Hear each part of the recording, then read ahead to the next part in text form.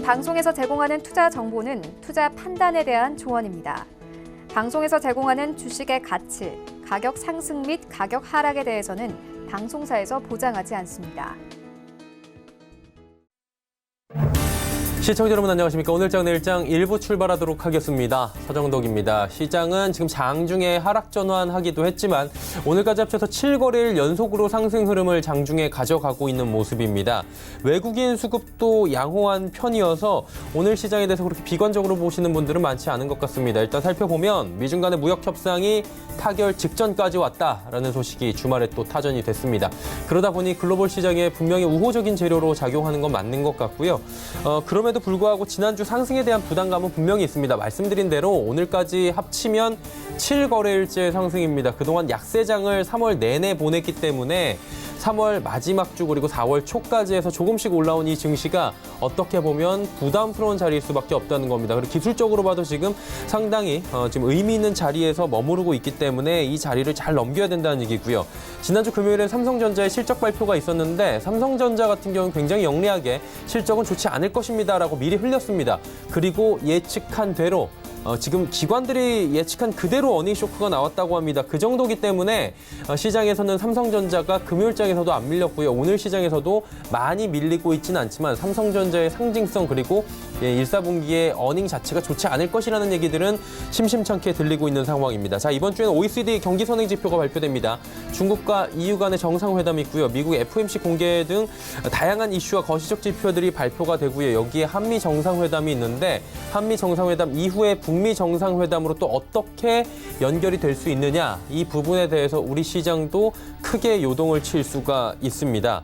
거래소는 살펴보니 운송장비나 화학, 중국 관련 소비지수가 상승하고 있고요. 코스닥은 제약바이오 업종이 전체적으로는 소폭 올라가고 있는데 종목별 장세가 조금 더 뚜렷하게 역시나 일어나고 있습니다. 자, 한 주를 시작하는 월요일 시장이고요. 지난주에 워낙에 많이 올라줬기 때문에 이 추세를 그대로 타고 올라줬으면 하는 바람은 있는데 자, 그렇다면 그대로 갈 수 있을지 지금 글로벌 시장의 이슈부터 우리 시장의 이슈들까지 오늘장 내일장 1부에서 확인해 보시면 좋을 것 같습니다. 헤드라인 뉴스부터 전해드립니다. 전해드린 대로 한미 정상회담이 사흘 앞으로 다가왔습니다. 그리고 김정은 체제 2기 출범을 알리는 북한 최고인민회의 역시 사흘 앞으로 다가왔습니다. 여전히 간격을 좁히지 못하고 있는 북미 사이에서 북한은 비핵화 조치로 미국은 일부 제재 완화로 조금씩 움직일 묘안이 절실한 상황입니다. 이런 가운데 한미 정상회담 직전에 열릴 최고인민회의에서 집권 2기를 맡는 김정은 위원장이 내놓을 대남, 대미 메시지에 한미 모두 주목하고 있습니다. 이번 주 남북미를 통해 어떤 메시지가 오가느냐에 따라 꽉 막힌 북미 협상 재개도 분수령을 맞을 수 있다는 전망입니다. 액화 천연가스인 LNG 수입 가격이 세계 공급 과잉 덕분에 3년 만에 가장 낮은 수준까지 떨어졌습니다. 에너지경제연구원은 이달 초 국제 LNG 수입 가격 지표 가운데 하나인 JKM은 열량 단위당 4.429달러를 기록했다고 밝혔습니다.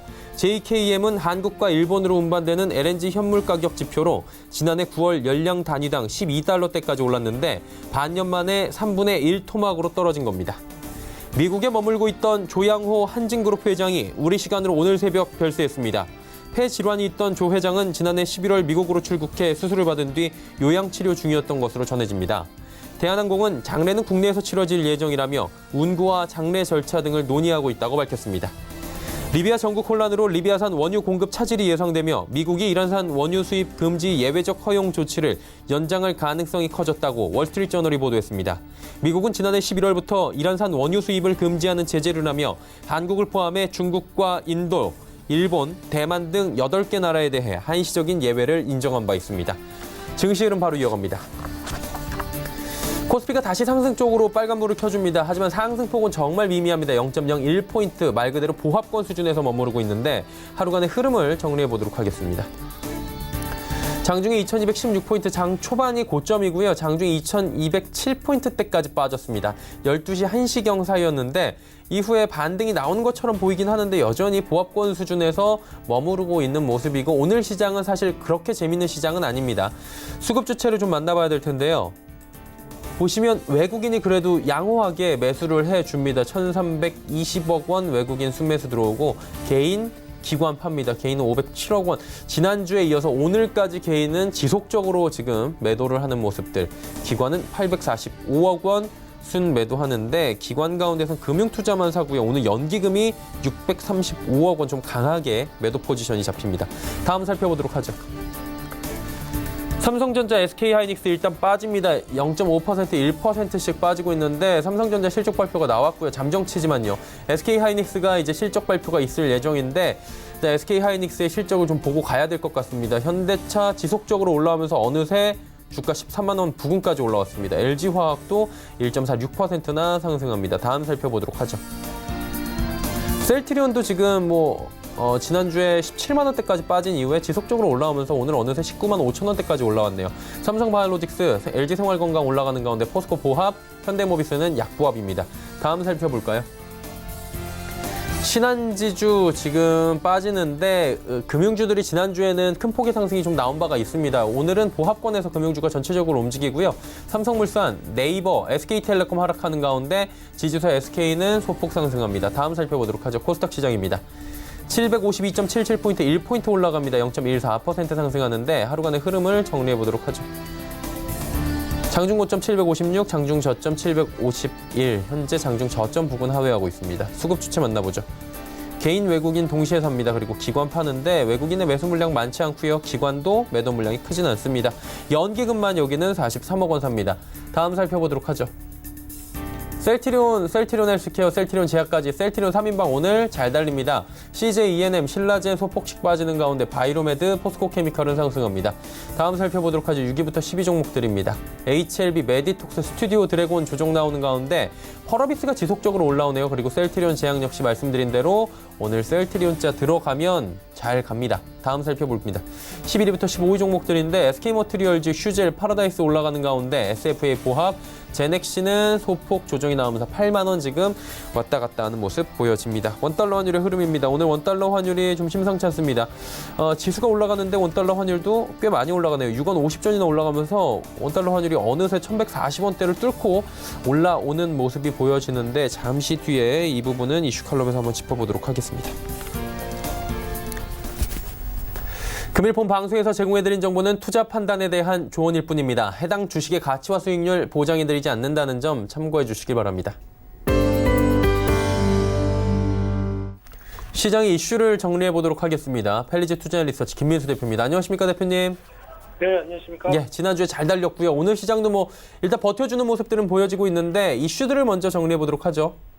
네, 오늘은 또 월요일이다 보니까 이번 주 여러 가지 이슈, 특히 수요일 이후에 나오는 이슈들을 조금 더 주목할 필요가 있을 것 같은데요. 먼저 오늘 4월 8일 월요일 날은 독일의 2월 무역 수지와 OECD 경기 선행 지수가 발표됩니다.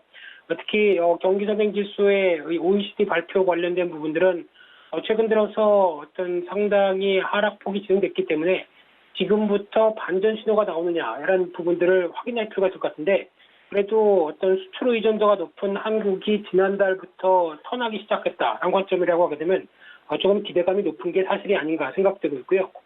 4월 9일 날 화요일 날 같은 경우는 중국과 EU의 정상회담이 이어지는데, 특히 미국과 EU의 유대 관계를 흔들기 사이에서 중국이 들어왔다라는 관점 쪽에서 지금 추가적으로 EU의 브렉시트를 앞둔 혼란 속에서 어떤 변화가 이어지는지 조금 더 지켜볼 필요가 있을 것 같고요.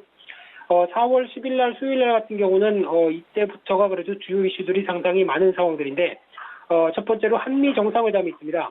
특히 11일까지 이어질 걸로 보여지고 있고요.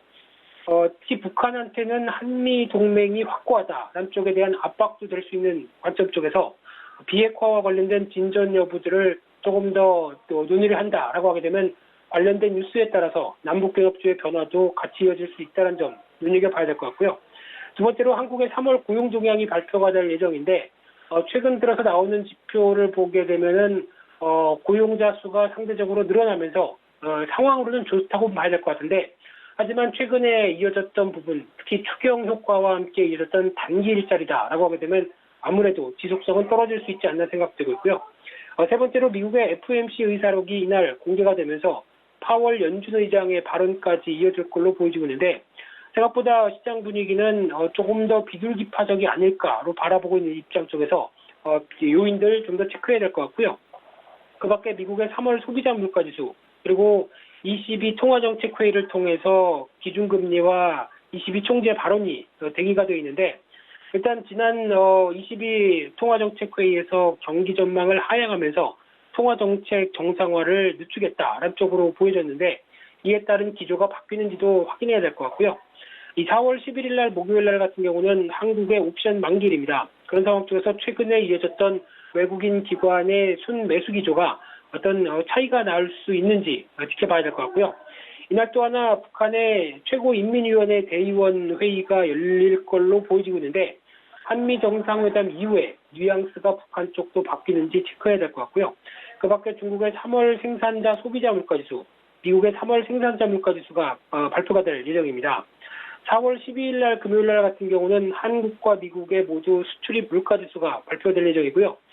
또 하나 중국의 3월 무역 수치가 발표될 예정인데 특히 2월 달 같은 경우는 전통적으로 춘절 효과 때문에 별로 안 좋았습니다. 매년 무역 수출 관련된 부분들의 교역이 상당히 위축됐었는데 이번에도 오히려 이런 부분들을 빠르게 털고 확장세가 이어지는지 그에 따라서 위안화도 오히려 어떤 위안화 강세가 다시 이어지는지 여부들도 확인해야 될 걸로 보여지고 있고요. 마지막으로 재무부 환율 보고서가 발표될 예정인데 지금 한국 같은 경우는 환율 관찰 대상국 관련돼서 3개 중에 1개만 해당된다라는 관점 쪽으로 봤을 때 이 대상국에서 제외가 되는지 여부들도 한 번쯤 체크할 필요가 있다. 이렇게 말씀드리겠습니다. 그 중국 시장 한번 여쭤봐야 될 것 같은데 사실 뭐 오늘까지도 잘 달리다가 지금 약보합 전환은 되긴 했는데 최근에 뭐 경기 부양책도 그렇고 전체적으로 잘 달리고 있긴 하거든요. 이 전망 어떻습니까? 네, 일단 상해 종합지수 일봉이나 최근 기조를 보게 되면 와 많이 올랐다 생각할 수 있는데 일단 저점 작년이 많이 밀렸죠. 그래서 작년 연초 대비해서 25% 하락했다가 저점 대비해서 30% 올라오는 그런 강한 변동성을 보여주고 있는데 상대적으로 미국은 S&P 500 기준으로 보게 되면 낙폭은 제한됐는데 고점은 좀 더 빨리 올라왔다라고 하게 되면 메리트를 가격 메리트와 밸류에이션을 봤을 때 오히려 중국 쪽이 좀 더 낫지 않을까로 바라보면서 시장이 움직인다고 보여지고 있고요. 그런 관점이라고 하게 되면 향후 이제 무역 분쟁 타결과 관련돼서 이 글로벌 경제 지표를 개선시키는데 확대할 수 있는지 여부가 중요하다고 봐야 될 것 같고요. 또 하나 경기 부양책 가시화가 계속 이루어지는 모습들인데 인프라 쪽에서 2조 위안이 넘는 모습들 그리고 감세로 2조 위안 가까이 들어왔다라고 하게 되면은 그런 상황 쪽에서 소비 심리 회복이 중국 내수 소비조와도 연결되면서 같이 움직일 수 있는 발판이 아닐까 보여지고 있고요.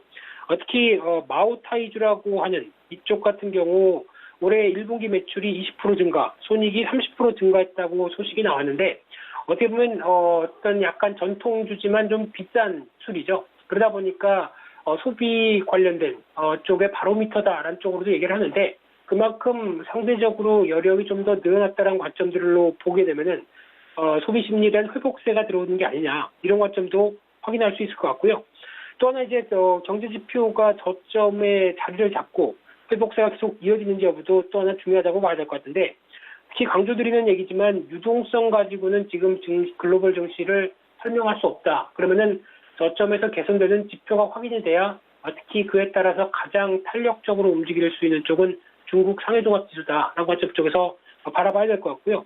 또 하나 중국 같은 경우는 MSCI 신흥지수의 편입 확대가 계속 이루어지고 있죠. 그런 관점 쪽에서 외국인 기반에 대한 흐름들도 수급이 나쁘지 않다라는 관점 쪽으로 봤을 때 이런 말씀드렸던 앞으로의 요인들을 좀 더 긍정적으로 나오기 시작하게 되면 일단 상해종합지수 하락한 폭을 되돌린다라는 관점 쪽에서 한 3,500선에서 3,700선까지는 추가로 올라올 수 있겠다. 그렇게 바라보고 있습니다.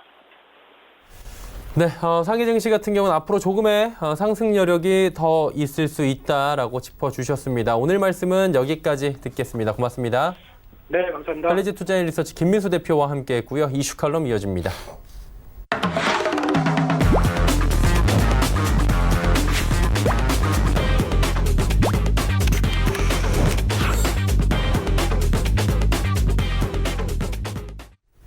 이슈 칼럼 이어가도록 하겠습니다. GFM 투자연구소 이진우 소장과 함께합니다. 소장님 안녕하세요. 네, 안녕하세요. 예, 뭐 다른 이슈들도 사실 월요일에서 많긴 한데 오늘 환율부터 좀 여쭤봐야 될 것 같습니다. 이 증시가 오르면 환율은 좀 빠지고 원래 이 거의 공식처럼 가는 거였는데 지금 같은 경우에는 시장은 크게 움직임이 없는데 원달러 환율이 지금 6원 40전이나 이 시각 1143원대까지 올라왔단 말이죠. 네. 이유가 따로 있을 것 같아요, 이건. 네, 이건 뭐 외환시장만의 재료가 하나 나왔네요. 예, 어떤 겁니까?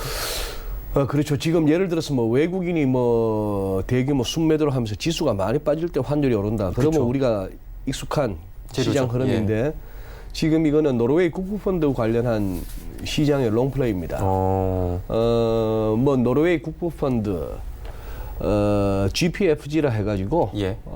Government 펜션은 연기금 아닙니까? Government Pension Fund 그리고 글로벌 해서 약자를 그렇게 쓰는데 여기가 오래 전부터 예고를 해왔는데 결국 실행에 옮기네요. 무슨 얘기인가 하면은 예. 뭐 한국, 멕시코가 주를 이루는데 예. 뭐 거기에 러시아, 체코, 헝가리, 뭐 태국 뭐 이런 이스라엘도 들어가고 하는 한 10개국 정도의 10개국 정도의 이머징 채권들을 예. 자기들 그 포트폴리오에서 배제하겠다는 겁니다. 결국 그렇게 하고 뭐 주식적으로 더 할 모양이에요. 공격적으로 좀 가겠다라는 건가요? 이게 좀 약간 좀 애매해요? 제 일감으로는 좀 찜찜한데 예. 저는 이런 뉴스 보면 조금 찜찜한 거는 그 안정적인 운용을 해야 되는 연기금 같은 데서 주식으로 간다 하는 거는 진짜 건물 조짐 중에 하나거든요. 그런 것도 있는데 일단은 예. 지금 말씀하신 대로 우리 서울에서 1140원이라고 하는 절대 레벨 상당히 중요한 이 레벨이 올라섰다는 거하고 예. 그리고 전일 대비 한 6원 30전 요즘 들어서는 뭐 보기 힘든 이렇게 상승폭이죠. 차트 한번 보시죠. 지금 이 흐름이죠. 뭐 1120에서 30 여기를 너무 오래 머물렀는데 조금 넓혀봐야 1110에서 1140 이 안의 구간이었는데 참 지루했죠. 예. 전 세계에서 아마 가장 재미없는 시장 뭐 기업들 입장에서는 가장 안정적이라서 좋았던 시장 환율이겠는데 우리 서울 환율, 달러 환율. 지금 오른쪽 보시다시피 지금 빨딱 움직이고 있습니다. 말씀드린 대로 이 노르웨이 국부펀드가 우리 원화채, 뭐 국채와 회사채 포함해서 노르웨이는 아직도 그 크로네를 쓰죠. 노벨상을 받아도 이 돈으로 받습니다. 뭐 433억 6,600만 크로네. 우리 돈으로 어느 정도? 한 5조 7천억 원. 한 뭐 60억 달러 안팎이라 보면 되겠어요. 예. 자, 그렇다면은 이걸 뭐 단숨에 다 팔지는 않겠습니다만 일단 이런 재료가 뜨니까 시장에서 딜러들은 그렇다면 이거는 환율이 오를 수밖에 없는 거다. 노르웨이 국부펀드가 국내에 들고 있던 채권 팔고 그거 달러로 바꿔서 나갈 거 아니겠습니까? 그렇죠.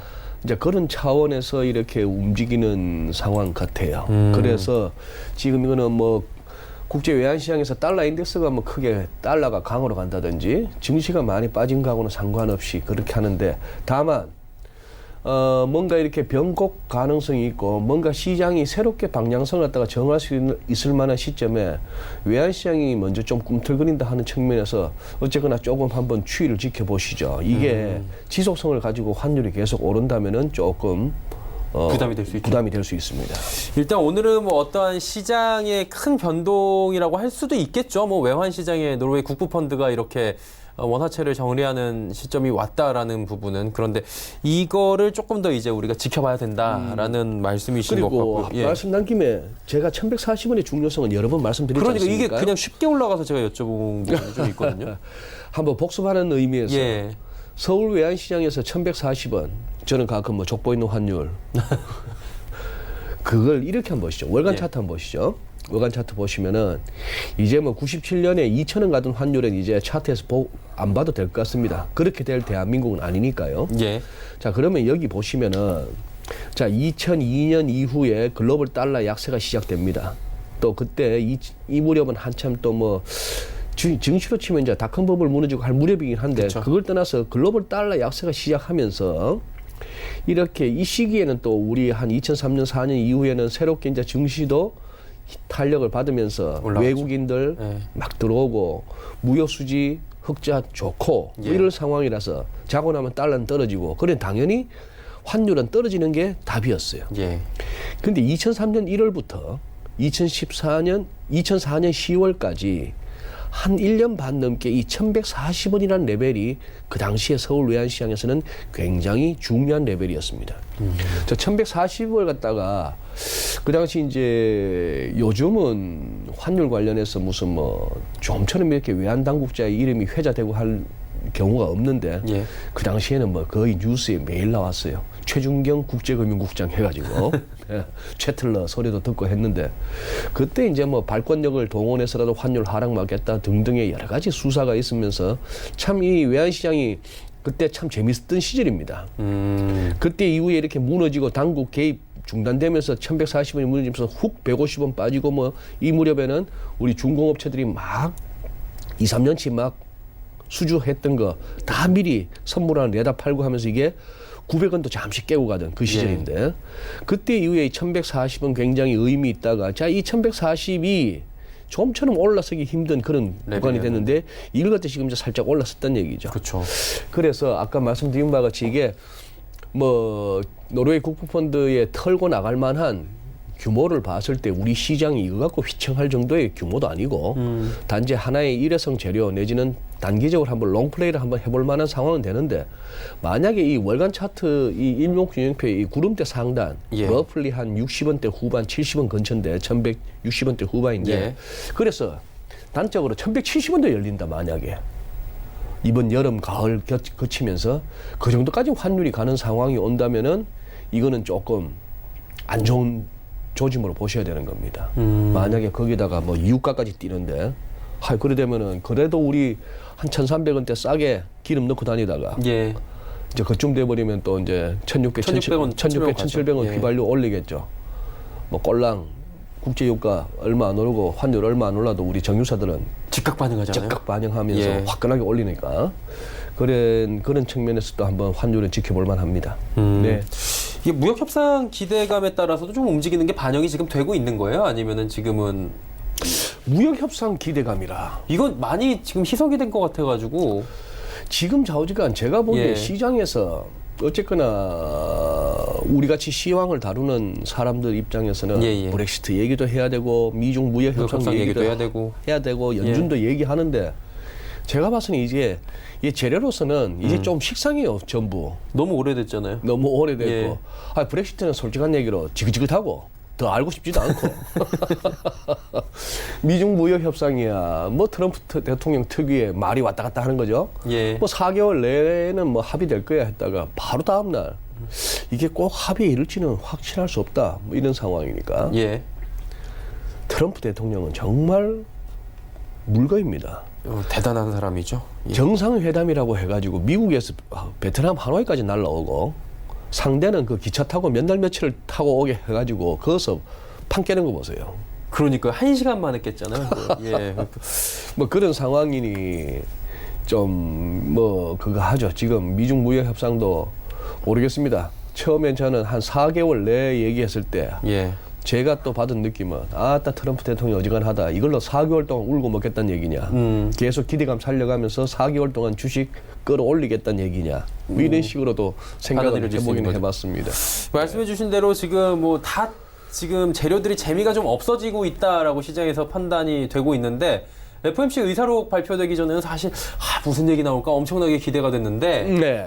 이번에는 사실 뭐 나올 게 비둘기파적일 것이고 아니요. 안 이번 달라요, FOMC 의사록 재밌을 것 같아요. 아, 그래요? 어떻게 보십니까 이번에?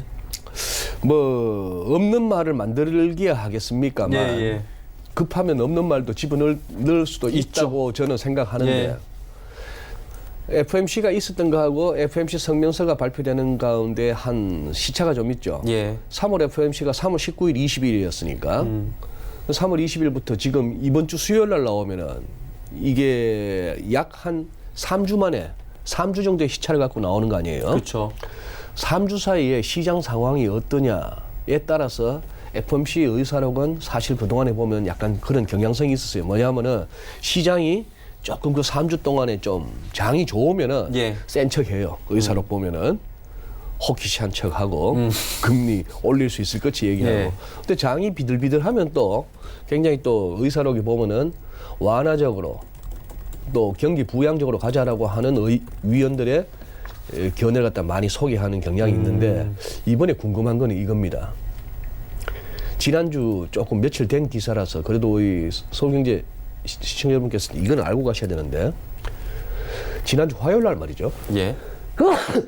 죄송합니다. 이 환절기 날 풀리는 와중에 약간 감기가 물 좀 드릴까요? 괜찮습니다. 예. 예. 위에 기사 보시죠. 예. 트럼프 대통령이 파월 의장한테 전화를 했다는 거예요. 대사 보시죠. I guess I'm stuck with you.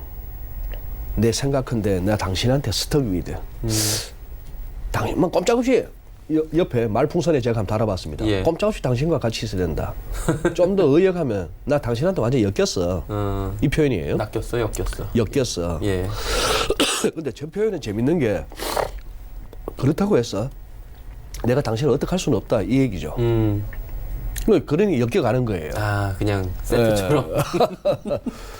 저 표현 굳이 미국 사람들 부부싸움 하면 아마 부인들이 남편한테 저 얘기 많이 할걸요.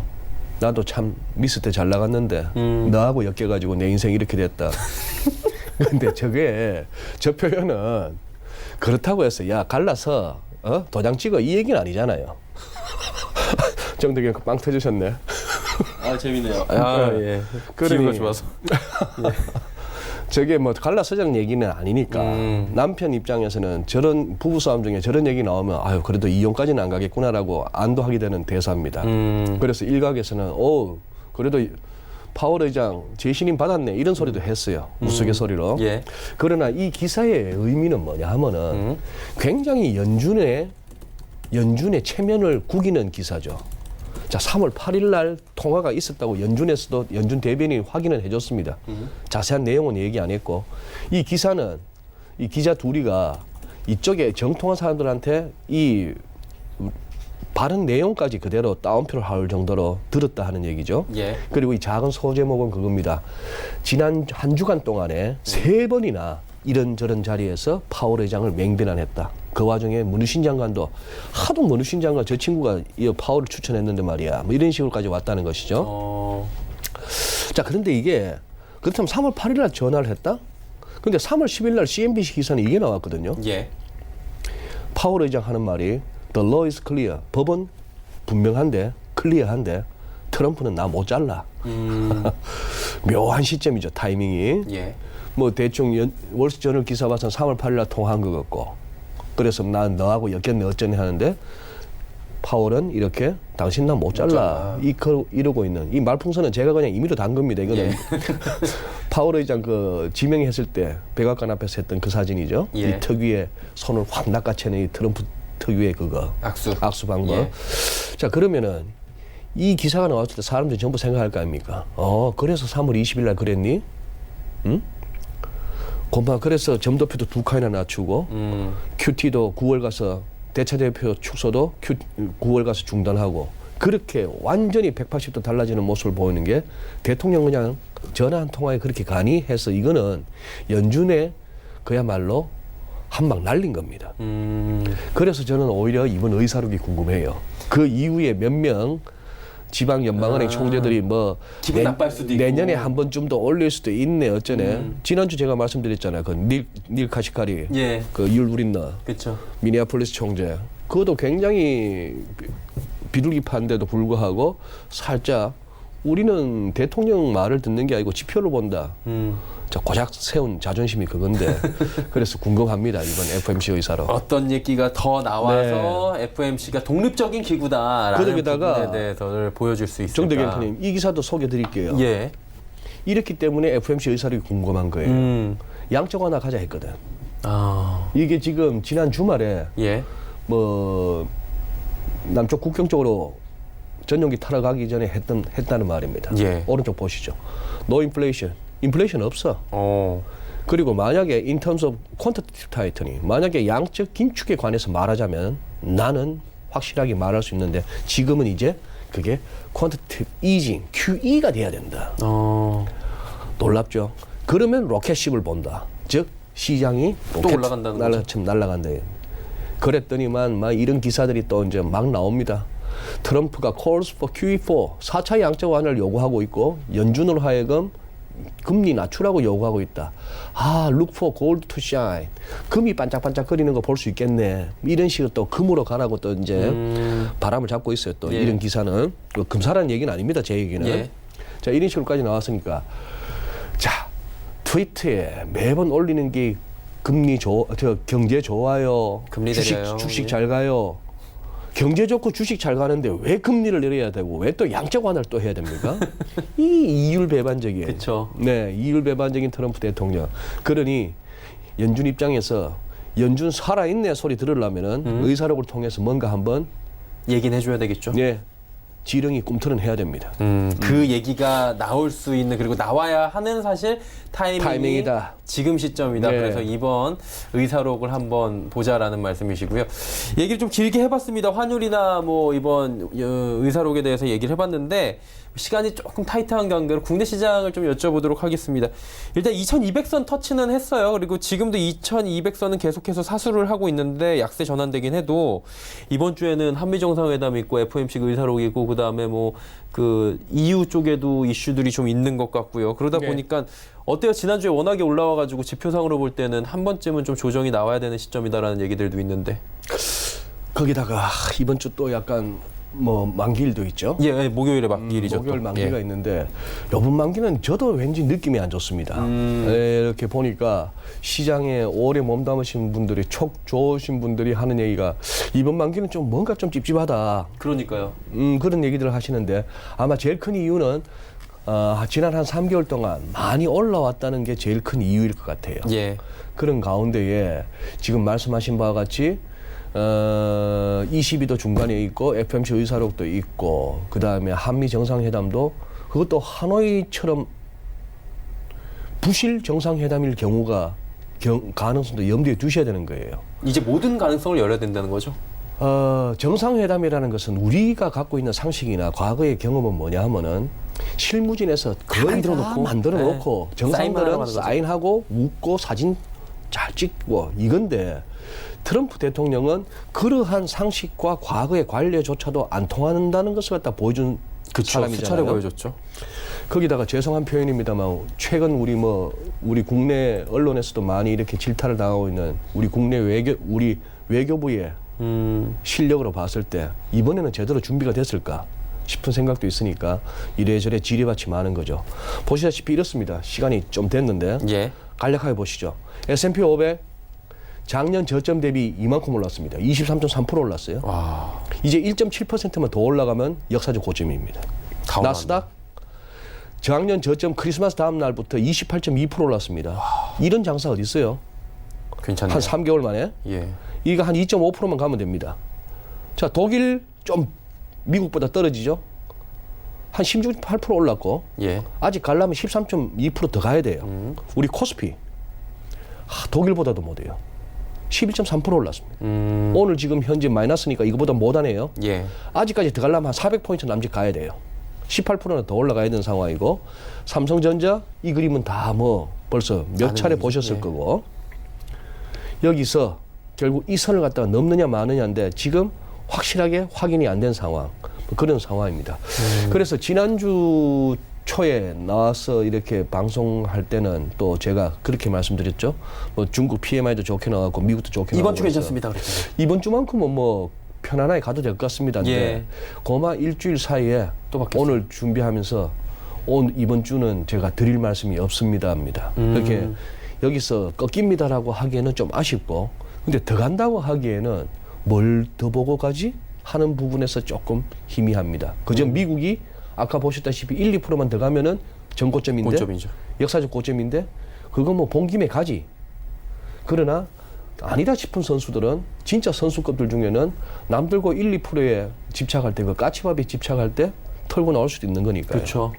예, 어쨌거나 이번 주 조금 긴장하십시오. 긴장하셔가지고 뭐 포지션을 갖다가 정리를 하시든 비중을 갖다 뭐 줄이시든 뭐 이런 상황, 뭐 저가 매수의 기회를 노리시든 조금 이렇게 계속해서 시세판을 보셔야 될 것 같습니다. 오전 다르고 오후 다를 수 있는 1시간 전하고 또 달라질 수 있는 지수, 환율, 금리일 수도 있습니다. 희한하게도 노르웨이 국부펀드 얘기 나오는데도 오히려 우리 국내 채권 시장에서는 또 채권이 강해요. 그러니까요. 시장 참 어려워요. 알겠습니다. 네. 한 가지를 놓고 이제 논리적으로 모든 것을 바라보는 그런 시장이 이번 주가 펼쳐지지 않을 수가 있기 때문에 그 부분에 대해서 조금은 경계를 하시면서 한 주간을 보자라고 말씀해 주셨습니다. 오늘 말씀은 여기까지 듣겠습니다. GFM 투자연구소 이진우 소장이었습니다. 고맙습니다. 네, 감사합니다. 오늘장 내일장 1부 함께 하셨고요. 잠시 뒤 2부에는 이제 시장의 종목들을 좀 집중하는 시간을 갖도록 하겠습니다. 두 분의 전문가와 함께하는 시간, 레벨업 트레이딩 타임 시간이 준비가 되어 있습니다. 2부에서 뵙겠습니다. 고맙습니다.